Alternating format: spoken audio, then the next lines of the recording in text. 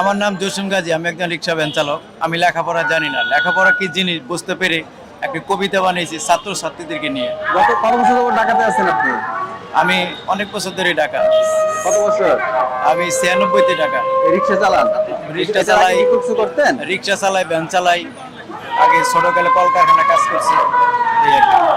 কবিতাটা শুরু করছি।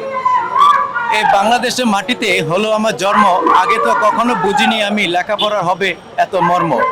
খোকা খুকি সোনামণি লেখাপড়া করো মন দিয়ে, বাবা মায়ের কথা তোমরা শোনো ওগো মন দিয়ে।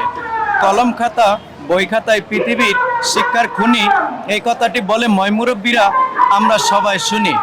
বিশ্বাস করতে শিখো মানুষ কাগজ কলমকে, বিশ্বাস করিও না কখনো মানুষ হয়ে মানুষকে। ছেলে সন্তান তোমরা লেখাপড়া শিখে রেখো বাবা মায়ের মান, আল্লাহ তুমি ছাত্রছাত্রীদেরকে হায়াত করো দান।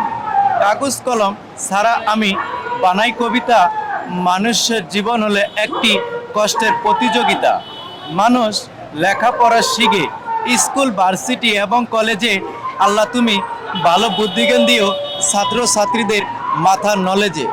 বিপদে পড়লে মানুষ কখনো হাসতে নাই, ছাত্রছাত্রী বলে মানুষের বিপদে আমরা পাশে থাকতে চাই। এই পৃথিবীর সত্যের ক্ষমতা কাগজ কলমের বেশি, মানুষ আমি বাংলাদেশি। এই বাংলাদেশের মাটিতে হলো আমার জন্ম, আগে তো কখনো বুঝিনি আমি লেখাপড়া হবে এত মর্ম।